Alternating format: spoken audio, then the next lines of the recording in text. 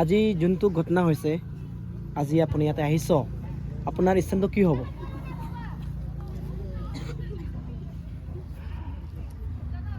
আজি বহুত দুখৰ কথা ক'বলৈ গ'লে বহুত বেয়াও লাগিছে, কিন্তু নক'লেও নহয়। আজি 11 তাৰিখত যে আমাৰ 15 বছৰৰ ছোৱালী এজনী ঢুকালে।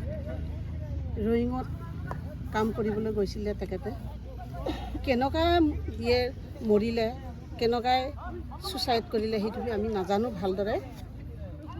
নিজৰ খুচিত না কিবা দুখ পাই পিনে মৰিলে সেইটো আমি নাজানো।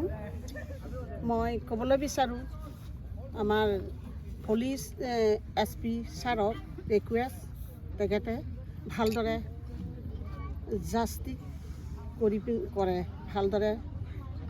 ভালদৰে তেখেতে এইটো বিচাৰটো কৰি দিয়ে। মই সেইটোৱে বিচাৰোঁ, যেনে বহুত তেনেকুৱা সৰু সৰু ছোৱালী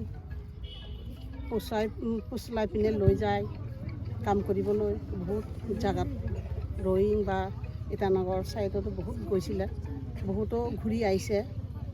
ক'বলৈ গ'লে বহুত বেয়া লাগিছে। এই সৰু ছোৱালীজনী ঢুকাৰ কাৰণে, মৰি যোৱাৰ কাৰণে কি ক'ম, বহুত দুখ লাগিছে। মা হিচাপত আমি মা দেউতাবিলাক তাৰ কেনেকুৱা দুখ লাগিছে সিহঁতে গম পায়। ছোৱালীজনী কেনেকুৱা মৰিছে একোৱে গম পোৱা নাই, চেহেৰাও দেখা নাই, মৰি পিনে দেখিছে, জীয়াই থকাটো দেখা নাই। বহুত বেয়া হ'ল এইবাৰ। মই কি ক'ম, ক'বলৈ বিচাৰিছোঁ আমি ভালদৰে তাৰ কাৰণে জাষ্টিচটো বিচাৰি আছোঁ।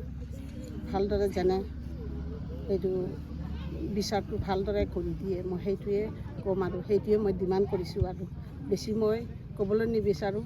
তেখেতে যিবিলাক ছোৱালীজনী লৈ গৈছে সিহঁতে, মই ভাবোঁ সিহঁতেও এনে বেয়া মানুহ নহয়, ভাল মানুহ হ'ব পাৰে, কিন্তু সিহঁতে ভালদৰে সিহঁতৰো মানে বিচাৰটো কৰিলে ভাল হয় বুলি মই সেইটোৱে ভাবোঁ। আৰু তো এইখানে